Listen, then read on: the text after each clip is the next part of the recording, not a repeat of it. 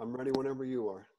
And welcome back to another episode of Casey Campbell's Videocast. Of course, I'm Casey Campbell from Great Lakes Post, and we are pleased to be joined by one of the voices of MRN Radio, which is also the voice of NASCAR, Mr. Jeff Striegle, as he gets ready, as we both get ready to preview this weekend's MIS race. Jeff, thank you so much for coming on, man.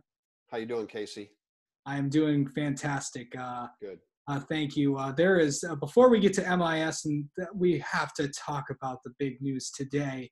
And there's three big pieces that we have to go through. The obvious one, the one that just broke an hour ago, was that Erik Jones is not going to be returning to Joe Gibbs Racing per a Fox Sports report. Your thoughts on that? I talked to Erik yesterday, and we'll have that interview on the Motor Racing Network on Saturday. And that was not something, Casey, that I asked him about, because at that particular point, we didn't really know that. I think we've all heard it. I think there was some speculation that might be something that could happen. Obviously, I think what happened is we got a domino situation here. First of all, when Bob Levine made it public that they would not be returning, and Christopher Bell drives for Bob Levine, you have to understand that Toyota does not want Christopher Bell to go anywhere. They only have 4 seats right now. Will they try to lure another team away from Chevy or Ford? I think that's very, very possible. But right now, Toyota's only got 4 seats, and they want Christopher Bell in one of them. You can't get rid of Denny Hamlin. He's having a championship year. You're not going to get rid of Kyle Busch, and you're not going to get rid of Truex. And so Erik Jones is, on the short end of the stick. Not a surprise, a disappointment, I think, for Erik and his fans and the people of Michigan, like you and I, because we pull for home state drivers, and Erik is certainly one that we like to pull for. I don't think we're going to see him on the unemployment line. And if we do, it won't be for very long. Right. And the other big piece of news today was NASCAR's announcement, how we're going to line up after this weekend's races at Michigan, and then something we're going to see starting tomorrow in the truck race, the choose rule. Your thoughts on that? Well, I'm okay with it. I like it. When you think about the short track that you have that you support, whether you're over on middle of the state, maybe you get over to Spartan Speedway or Owasso or something like that. I'm on the west side of the state. I go to Berlin Raceway, Kalamazoo. Raceway, yeah. And we already have that. So I'm very familiar with it. I know how it works. I know how it can work to your advantage. I know how it can work to your disadvantage. And I think the drivers obviously understand that too. What I think is going to be interesting is when we get to Martinsville, and if you've got 38, 40 cars all trying to figure out who went high and who went low around the choose rule, and you should probably explain to some of your followers and your listeners exactly what we're talking about. They may not be familiar with the choose rule. Yeah. It can be very advantageous, but it's also the deeper in the field that you are, the more difficult it is to know, did everybody go to the inside or did everybody go to the outside? And suddenly you could find yourself going one way or another and making a big mistake and lining up behind the majority of the cars. Yeah, of course, what we're talking about is the choose rule, which lets drivers pick where they want to go on the restart line. So what you kind of saw it debuted in the All-Star race. You can either go left or right. What we had it before is that just the leader got to decide where he's going to restart the race. Now with this choose rule, everybody gets to pick where they want to go, which creates so much interesting strategy. So this is going to be interesting. The trucks, Xfinity and Cup, it's going to be, and we could also see it in ARCA as well. So we'll have to wait on that. I don't think I did confirm with somebody that I don't think we're going to see it in ARCA, but that may be coming very, very shortly. But I also want to get your thoughts. I also want to get your thoughts on the restart thing, how we initially start the lineup order with no practice and no qualifying. That's been a frustration with not just not just with Cup drivers, but Xfinity drivers as well as truck drivers. Now we have something that you have to do. Now everyone has to do a little bit of math, I think. Well, I want to make sure that I follow you there. You're talking about no practice, no qualifying, or you're talking about the restart, the choose rule? We're talking about no practice, no qualifying regarding that. Well, I'll tell you my opinion, and this has nothing to do with the direction that NASCAR is going to go, but I'll give you my take on it. Okay. I don't care if we ever qualify again. I really don't. Couldn't care less. What I do care about is how we invert them. And I am seeing, and you probably saw it today, that NASCAR is looking at, what do we want to call this? Some factors that go into how you determine a starting lineup. All right. I need to look at that more before I give you my comment on that. What I'd like to see done, quite honestly, is probably just simply invert the 20 car finishing order, invert the top 20 as they come across the line. So if we took the top 20 at New Hampshire and we just simply inverted them for Saturday at Michigan, I'd be all for that. When you're done at Michigan on Saturday, invert the top 20 and that's your starting lineup for Sunday. I would be okay with that. Obviously NASCAR doesn't want to do that. Whether they heard from the drivers or not, I don't know. But they're going to use the combination of how many points you had, where you were with the fastest lap. The problem that I have with that is that you and we can't figure that out. We don't have any idea. I mean, you're talking about math. It would take a calculator to figure it out. I don't want to work that hard.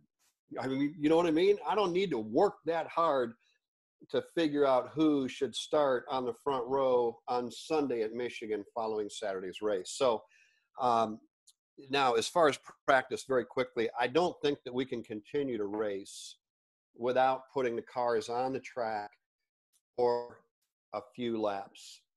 And what I'd like to see, you could call it practice, you could call it a shakedown. Just unload the cars, give them 30 minutes. Yeah. You can take all 30 minutes or you take none. Just get out there and make sure that everything is bolted on. The last thing we want to do is see somebody have a problem right at the drop of the green flag at a track like Michigan and go pounding the outside wall in turn number 1 on lap 2. Nobody wants to see that. The way we avoid that is to get the cars out there and let them run for 30 minutes and then bring them back in. Let's go racing. Yeah, that's exactly what ARCA is going to be doing on Sunday. They have a scheduled 30-minute practice before the VisCom 200, which will be before the Cup race on Sunday. But let's get to this weekend here at Michigan. I know we have 2 Cup races because of, the race that was supposed to be scheduled in June and then the one that's currently scheduled in August. ARCA will be here. The trucks will be here while Xfinity's at Road America. Well, we got a doubleheader Cup race in Michigan and something that we have never seen before in there. What do you think about drivers? Who's going to be some of the standouts that you think? Everyone talks about Kevin Harvick and Denny Hamlin, but who else are you seeing that could possibly stand out in Michigan? Because last few years, it's been dominated by the Blue Oval.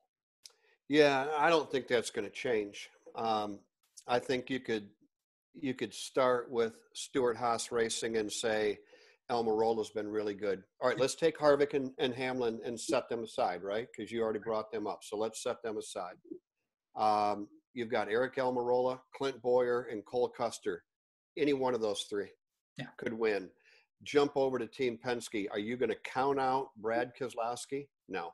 How about Logano? No. They've won there. Ryan Blaney has been fast all year long. They just haven't been able to park it in victory lane. I see no reason why any one of those 6 couldn't win. Harvick is going to be a factor. There's just no doubt about it. Then you can look at Denny Hamlin. And I always say this, Casey, that when we start talking about who we think is going to be a favorite or who we think is going to win, don't you have to beat the best in order to either win a championship or win a race? Yeah. The 2 best right now, hands down, is Hamlin in the Toyota, Harvick in the Ford. Coming in close third now is Brad.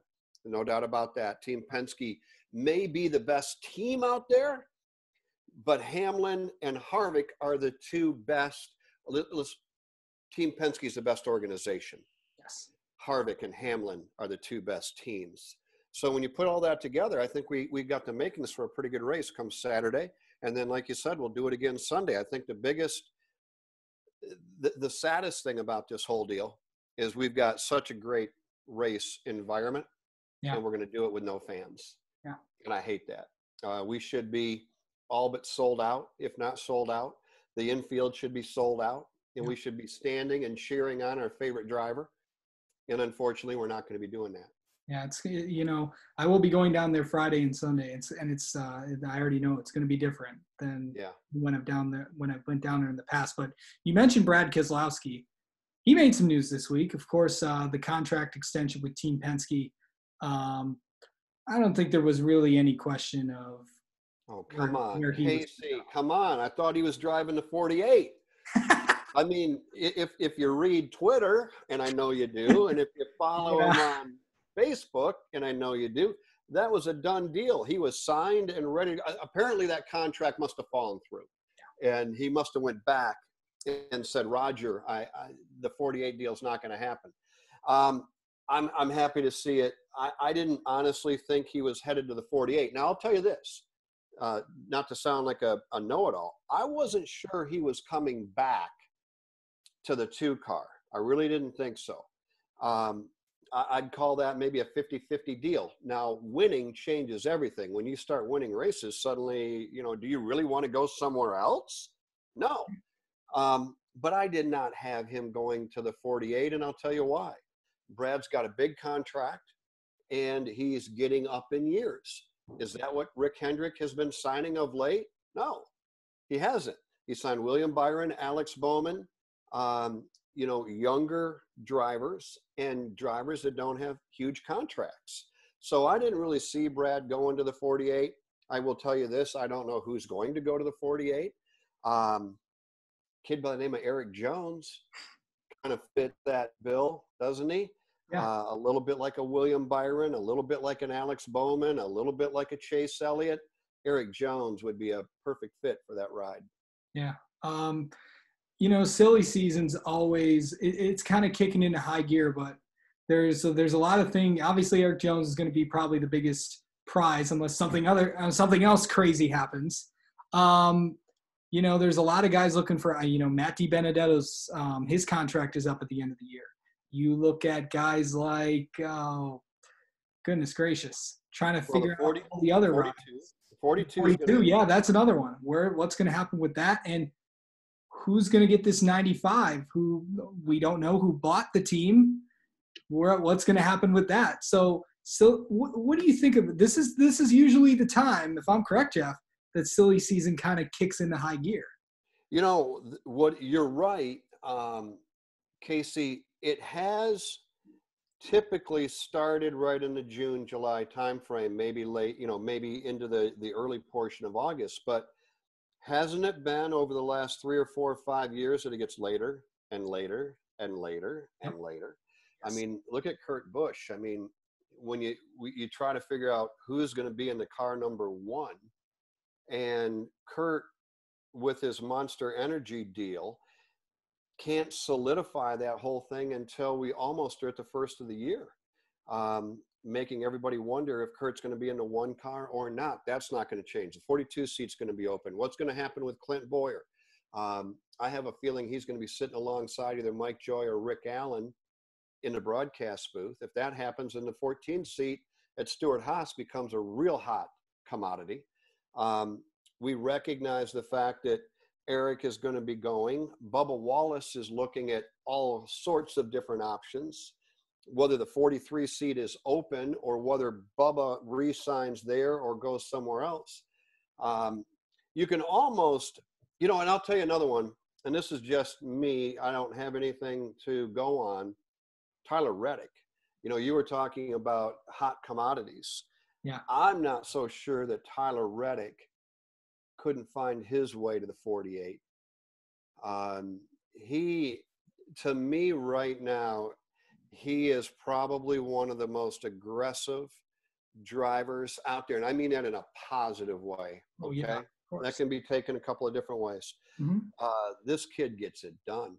I mean, this kid wheels a race car, and I think that if I've got a seat, I wouldn't mind having Tyler Reddick sit in it. I certainly would want to talk to him. Yeah, I mean, yeah, he's and it's not just Tyler. RCR has been a major improvement this year, especially on the Cup side, especially when Austin Dillon got that win in Texas earlier this year, and then Tyler Reddick has been just getting those wins, and of course the Xfinity program, you know, with when Myatt Snyder gets in the car there, when Anthony Alfredo gets in the car, when Kaz Grala gets in the car, that whole organization has improved in the last few years. What do you attain that to? Hard work. You know, I mean, I always look at it this way: when you're Hendrick and they were winning all of those races, it wasn't because they had something that they had something that everybody else didn't. They had work. They had hard work that went into making sure those cars were ready. Also, and hard work also comes from engineers, brilliant people putting those cars together, right? You don't luck in to a win at a NASCAR level, in a truck, in a Xfinity car, or in a Cup car. You don't win by luck. You might win on a fuel mileage race once, but you're going to get beat the following week. So in my opinion, when you're improving because of what you're doing in the shop and what you're doing around the engineering table, right? The drivers are good. There might be one better than another. Obviously, I'm always going to put Kyle Busch way up top. Yeah. But when you look at them as a whole, they're all very, very talented drivers. What makes one better than another? The equipment that they are given the opportunity to drive. And that comes from hard work at the shop and hard work at the engineering table. And I think when you look at RCR, that organization, and Richard Childress, they're making strides. We also understand that it takes a lot to go a little distance, right? So you really got to work hard just to gain a little bit, because you're trying to gain on Penske, you're trying to gain on Gibbs, you're trying to gain on SHR. That's hard. Yeah. It so is. Yeah. Two more questions for you. One, Kyle Busch. What's been going on with him? What do you think that we usually, this is the time when Kyle starts to figure things out and gets that 18 to victory lane, and we haven't seen that this year. Is it just one of those things that say, oh, 2020 is just not a good year, and that's why he's not having a good year? Or is it something else? Well, I don't know this for a fact, but this is what I'm thinking. What is the one thing now that we don't do on a weekend that we used to do before every race? Practice, right? Yeah. Kyle Busch is a magician behind the wheel. Yes. All right. He gets into a car that's already very good. Kyle Busch's cars this year have been very good, right? They're third, second, fourth, seventh place cars, right? Those are very good cars. They are coming right off the truck. Kyle gets in them and has to drive them, right? Yeah. But if you take a magician like Kyle Busch and you put him in a very good car and you give him an hour's worth of practice, what is he able to do? Make the car better, right? Are better, and he's able to win. He's going to talk to Adam Stevens, his crew chief, and he's going to say, you know what? What I want in this car, as he's wheeling it around Michigan at 200, is I want you, Adam, to do this. I'm headed back to the garage. They go back out. That worked or that didn't work. Back to the garage. Everybody, I get it. Everybody has that opportunity to do that.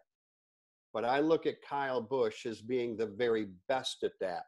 And when you snatch that from him and you don't allow him the opportunity to get into a car and try to make it better, and you're stuck with what you have, then that's how it's going to play out. That's my opinion. I don't know if that's a fact or not. That's my opinion. Yep. And of course, the last one is we can't leave without making some picks for this weekend's Cup races. What do you think gets it done this week? Well, I kind of tipped my hat to you earlier when I said, or tipped my hand or whatever, however that phrase goes. If you're going to be the best, you got to beat the best. If you're not taking Kevin Harvick, you're probably making a mistake. Yeah. I would really like to see Brad get career win number 34 at his home track at Michigan. He's never won there before, and he's said it many times. A win at Michigan would be the biggest win of my career. I would like to see that happen this weekend. Yeah. If I have to push all in and put all my chips on 2 numbers at Las Vegas, I'll put them on the 4, and I'll put them on the 2. Yeah. The 4 on the 2. What are you going to take? What are you going to take? I'm going to go with, you can't argue with Kevin Harvick. He's just been dominant all season long. And since they returned from the pandemic, that 4 car has been unstoppable every single week. So I think Kevin Harvick wins one of those races. I'm not saying which one. He's going to win one of them. Right. I agree. But here's something else you also have to consider. These Stewart-Haas cars, they have been dominant at times throughout the season. Mm-hmm. I think that this is the weekend that Eric Almirola gets win number 1 this season. That 10 car has been running so well, but they've just had some bad luck when it comes down to get the finish. When it comes down to those finishes, they just haven't been there to capitalize on it. It's just that someone's just a little bit better than them. But I think that changes this weekend. I think the 10 gets that win. So I'm going to go with the 4 and I'm going to go with the 10. But I'm not arguing with. I do think Ford sweeps the weekend, but I still think it's Stewart-Haas. I wouldn't count out Brad Keselowski either.